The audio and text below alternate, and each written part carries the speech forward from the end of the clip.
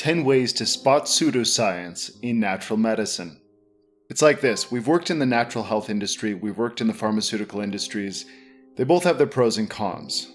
Natural medicine in North America is mostly a sad mixture of cultural appropriation, pseudoscience, and snake oil. And this is widespread in your social media feed. If you just scroll down your Facebook page a little bit, you're going to see a lot of people saying, "Oh my God, this weed cures cancer." There's just a lot of nonsense out there. So rather than saying, "Hey, cousin Jenny, you're full of crap again," you can just put this link to this podcast underneath and we'll gently show them how to spot it for themselves. Because it's really not worth getting in a family fight over when your great aunt has cancer and then your cousin Jenny's saying, "Oh, you just need to have lavender oil, that'll fix it." You know it won't fix it, but you don't want to get into a family argument either. Well, all you have to do is just show them this and they'll start to understand. So the first and most popular is the appeal to nature. It's natural, therefore it's good, right? Well, let's remember that poison dart frogs, snake venom, and toxic mushrooms are natural and will kill you within the hour. The magical wish is that you don't need chemo, you need spirulina. In this case, there's probably nothing inherently dangerous with spirulina, but the belief that it can replace chemotherapy is dangerous and foolish. The idea is that natural is good, while lab-created is bad. This is very childlike magical thinking. It's not the way that reality works. The reality is that using herbs with pharmaceuticals is one of the main ways plant-based medicines are used in East Asia. The highest life expectancy is associated with Japan and Hong Kong for higher income regions, and China for lower income regions. The common factor is using botanical and pharmaceutical medicines together. You can potentiate the effects of medications and at the same time remove their side effects. This is where there's tremendous potential to increase survival rates, and this is what's been going on for the last 50 years.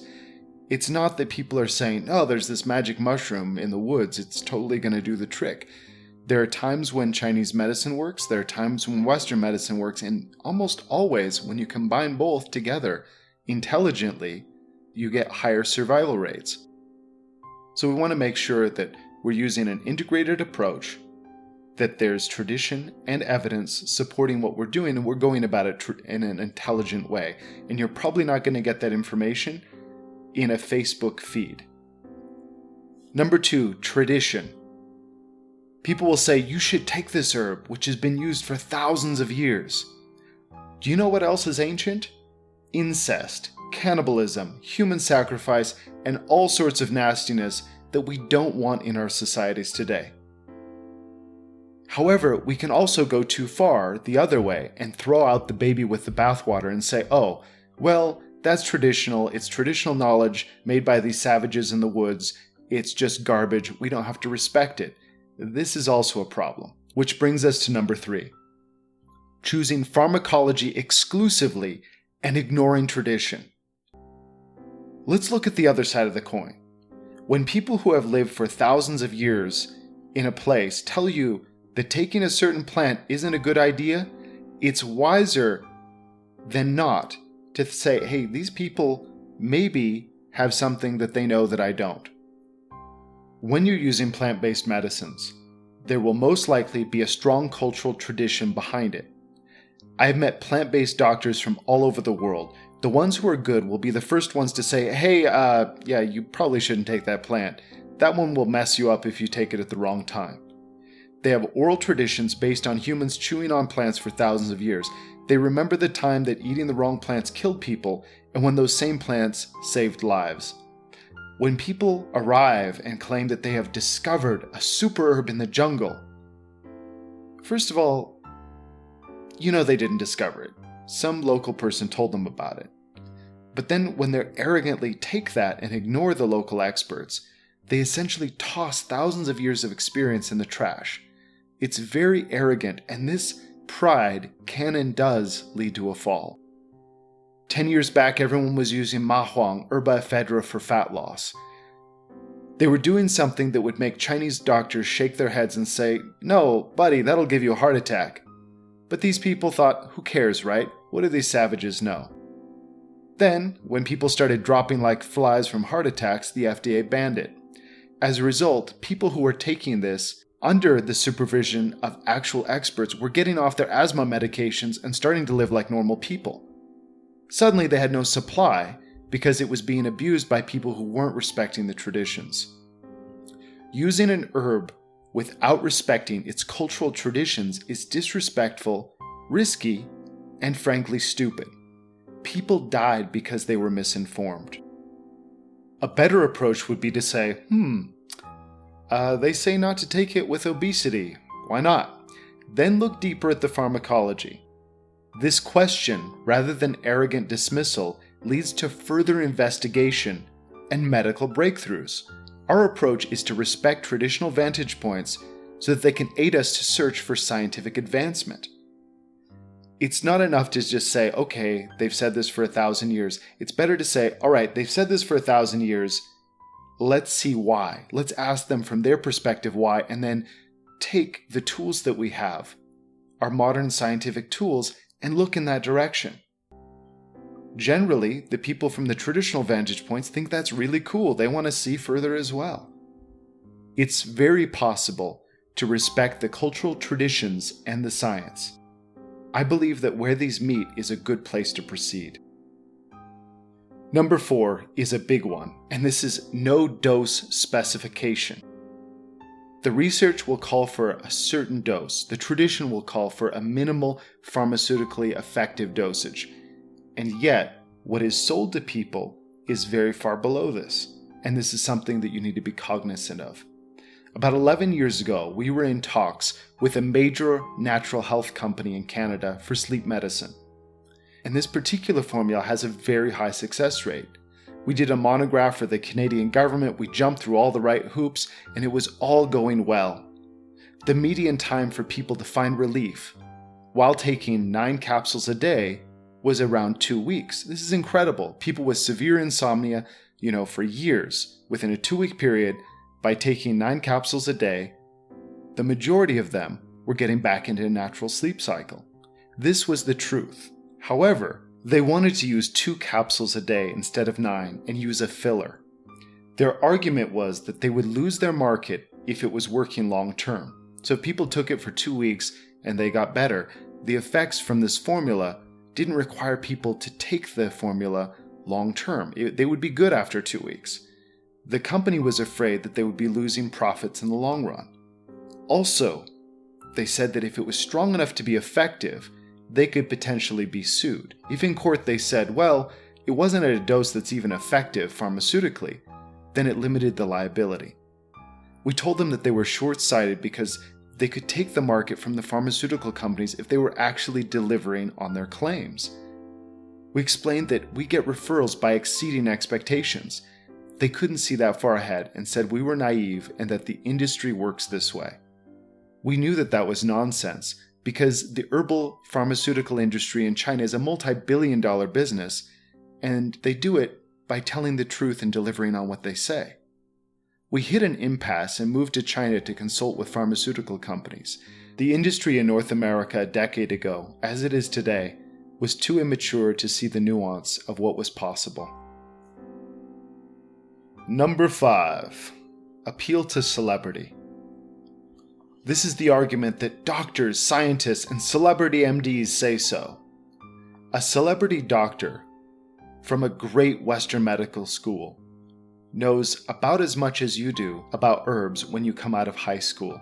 Unless you take actual classes related to the subject, you're ignorant on the topic.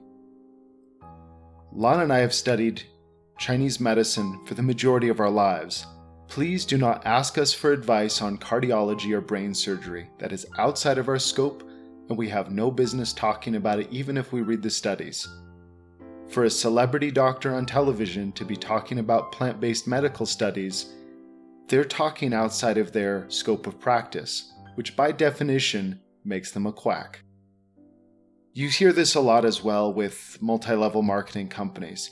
You hear that 500 scientists agreed. They saw the research and said that this was outstanding. Well, these scientific endorsements are simply hard sales techniques designed to appeal to emotion and consensus. They're also bogus. We get approached often to speak on behalf of MLM companies or get research showing an attribute of a specific herb. Sometimes this attribute is legit and the research is good, but the mythology is how they present that research. The lie is that it's good for everyone.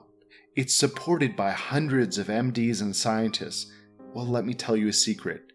These scientists are either morons or they simply prefer money to credibility. Maybe they have gambling debts. I don't know. Maybe someone's going to break their horse's leg if they don't pay up. Whatever the case is, they're sacrificing their credibility and they should know better. The truth is that if it affects the human body, then there is a time that it can hurt as well as heal. If they say it's good for everybody and it's good all the time, that's the red flag. Your BS-ometer should be going off really loudly at that point. Number 6.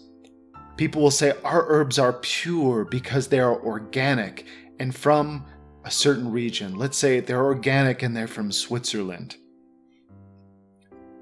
First of all, organic isn't significant. It means nothing. The nation of origin is also insignificant. The assumed purity of the nation tends to coincide with whether or not they're a political ally of the United States. This is nationalism, it's not science. It has nothing to do with reality. We know this because the only true test is lab testing. You can find pharmaceutical companies in Sweden or Germany producing absolute trash, while a company in the ghetto in India can have very high quality. National image does not determine the true quality. Organic means that you are certified by certain organizations which poor farmers can't afford. Organic as a designation does not guarantee safety, quality, or batch consistency. Organic is a marketing term rather than a scientific term. And in terms of science, it simply means that it has carbon. It's worthless in terms of understanding the quality and safety of your herbs. Number 7. There's an idea that research from that country can't be trusted. Again, this is nationalism. Garbage research comes out of every nation on Earth. If people believe that every scientist in Russia, Iran, or North Korea are fake, and that all scientists in the US, Australia, and England are speaking God's truth and never put any garbage research out, then logic is already gone, science is in the dust, and we're in the land of political propaganda. The truth is that there is a lot of weak research we see coming from China and we toss it aside. There is a lot of weak research coming out of the United States and Australia and England and we toss it aside. Evidence stands on its own merit. Number 8, the idea that it boosts energy. It's true that taking certain botanical medicines can improve your energy levels, just like exercise can. But let's talk about the pathway by which it's doing this if we're talking about plant-based medicine.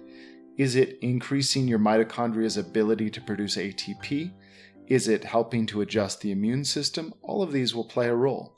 Let me give you an example. Somebody may be vitamin C deficient. They've got scurvy. They're not looking very well. You give them some limes, they perk right up. Does that mean limes improve energy? Conditionally, yes, but not all the time. Similarly, there was one time I had a really bad fever, my throat was swollen shut, and I got a shot of antibiotics. Those antibiotics caused me to perk up after a day or so. I was back to my old self again. Does that mean that antibiotics are energy boosters that everybody should take? No, that's ridiculous. The same can be said for plant-based medicines which are said to boost energy. Energy will tend to be boosting if you're living a healthy lifestyle.